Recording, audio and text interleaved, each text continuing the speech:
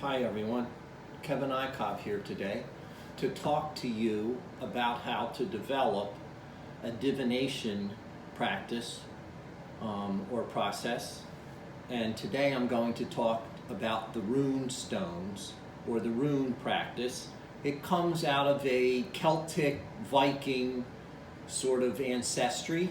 That's where these symbols kind of come from. Probably some Celtic and the Vikings probably came and invaded Ireland, and that's how it became part of it. But the runes and the symbols themselves have a deep magical background, and it's a wonderful, wonderful tool to use for divination. I highly encourage you to develop some type of divination practice to help yourself spiritually, because it helps answer a lot of the spiritual questions you may have. I particularly like the rune stones in that it's very simple and easy to use. There's no real difficulty in it. I started with the I Ching form of divination many years ago when I was a young boy. I learned the I Ching system, and that's a little more complicated to use. This is so simple, and I highly recommend this book, The Book of Runes by Ralph H. Bloom. And I particularly like this book, one, because he basically dedicates it to Margaret Mead. He researched this. It's a wonderful, wonderful book of just the symbols, the way he lays it out. It's just the intro, everything about this book. I can't say enough good things about the book.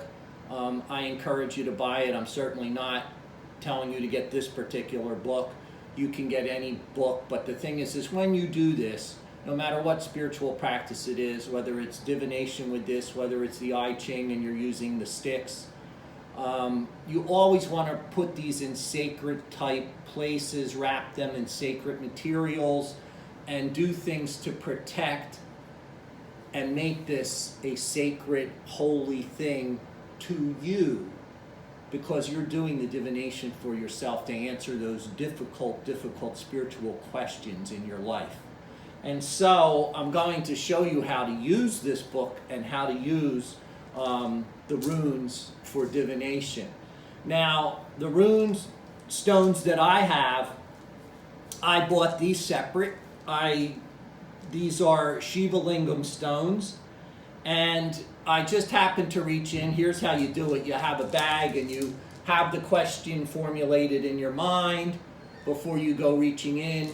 You reach in the bag with the question in mind, and then you pull out the rune stone like that. And so there's an upside down to the rune stone too. So there's a reverse and there's a forward to it.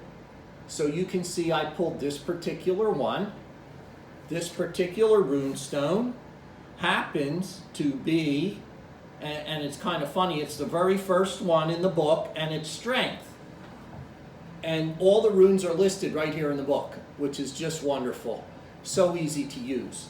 You can do it online if you want, if you don't want to pay for a book, and just buy some rune stones themselves. But I will have to say this is one of the best interpretations of the rune stones I ever found, and works wonderfully, answers questions wonderfully. So I said, what do we really need for the world, was my question in my mind. What do we really need to help humanity in the world? And so you go on here, it tells you the page this is located on. I'm going to go to the page and I'm going to read directly from the book, so you can see what a reading like this would involve and entail, and how it helps answer that question. But you want the question formulated in the mind before you read about it. And here we go about this. So this is the Rune Stone, U-R-U-Z. Strength, manhood, womanhood, the wild ox. The rune of terminations and new beginnings. Drawing ruse indicates that the life you have been living has outgrown its form. The form must die so that new energy can be released in a new form. This is a rune of passage and as such part of the cycle of initiation. Positive growth and change, however, may involve a descent into darkness as part of the cycle of perpetual renewal. As in nature, this progressive consists of 5 aspects: death, decay, fertilization, gestation, and then rebirth. Events occurring now may well prompt you to undergo a death within yourself, since self-change is never coerced. We are always free to resist. Remain mindful that the new life is always greater than the old. Prepare then for opportunity disguised as loss. It could involve the loss of someone or something to which you have an intense emotional bond and through which you are living a part of your life, a part that must now be retrieved so that you can live it out for yourself. In some way, the bond is being severed, a relationship radically changed, a way of life coming to an end. Seek among the ashes and discover a new protective and new strength. A new perspective, and a new strength. The ancient symbol for Uruz was the urox, a wild ox. When a wild ox was domesticated, an immensely difficult task, it could transport heavy loads. Learn to adapt yourself to the demands of such a creative time. Firm practices attached to this rune. At the same time, humility is called for, since in order to rule, you must learn how to serve. Uruz puts you on notice that your soul and the universe supports this new growth. The reverse form of it, which looks more like a U, without ears to hear and eyes to see, you may fail to take advantage of the moment. The result could well be an opportunity missed or the weakening of your position. It may seem that your own strength is being used against you.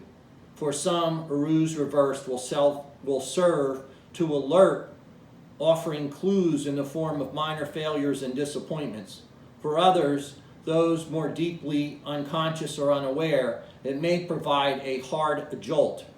Reverse this rune calls for serious thought about the quality of your relationship to yourself. But take heart, consider the consistent cycling of death and rebirth, the endless going and return. Everything we experience has a beginning, a middle, and an end, and is followed by a new beginning. Therefore, do not draw back with the passage into darkness. When in deep water, become a diver. So, when you read a rune stone, you definitely want to read, even if you pulled it out and it was a forward-facing rune, not an upside-down rune. Read both messages, because in those messages, I often find, even if you pulled it out and it was reversed, and you read the reversed, there's parts of the other end of the rune stone that are just as beneficial to the entire reading. So always read a complete reading as part of your answer of the question, because you may find there's things in there that just speak to you right away. You'll just be like, wow, that answers something for me. And that is how you use the divination of a rune stone. It's a very, very powerful, powerful way of developing a strong aspect of the spiritual nature that lies within yourself and answering those spiritual questions that you may have using a practice of divination like this. There's nothing spooky or scary about it. It won't take you to any dark place. It's a thing of light. It's a thing of beauty to use divination and to use that to help guide you. A lot of people do astrological things and they'll go to someone else. Same thing with divination things. You can do these things online through these, you click on a button and it does it for you.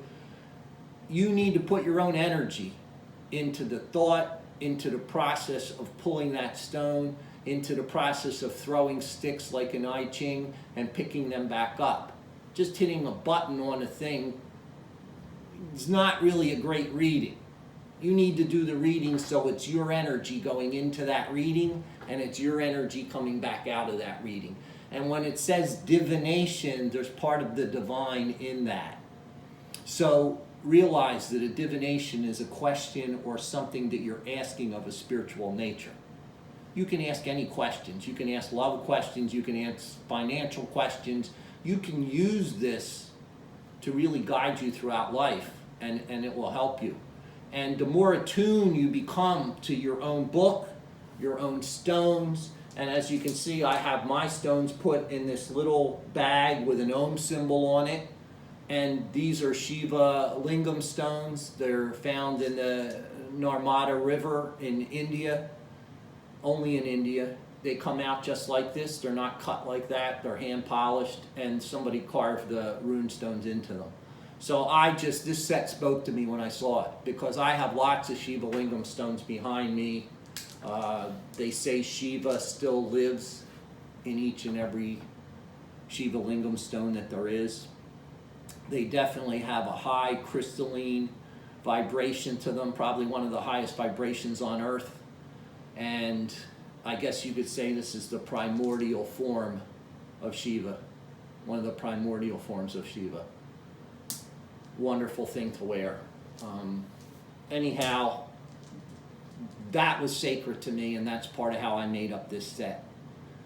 I highly encourage you to get this particular book. You can certainly pull up, there's all kinds of things on the internet now, you can pull up all kinds of things, but you need to find one that speaks to you and use those pages, and you want to keep this all in a sacred spot. I keep this all in a very sacred spot. When I'm ready to ask the question, I go and I get it.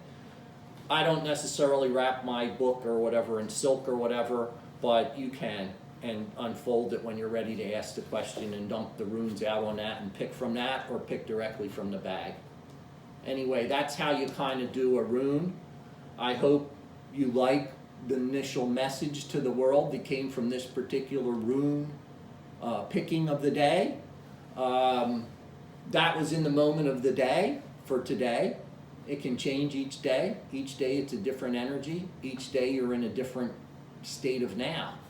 So use the runes to your benefit, your spiritual growth and progress. I wish you well with the practice of developing a nice little rune stone divination. And may you be successful, and may it answer all of those questions that need answering, and may you be able to see the answer in the passage of those pages that is written. I wish you well. Namaste, Jai Bhagwan. May you see the light within yourself and within each other. May you share that light. And may the Rune Stone practice benefit you and humanity. Serve your friends and family. Have a wonderful, wonderful life ahead. I wish you well. My blessings to you and the Rune Stone practice.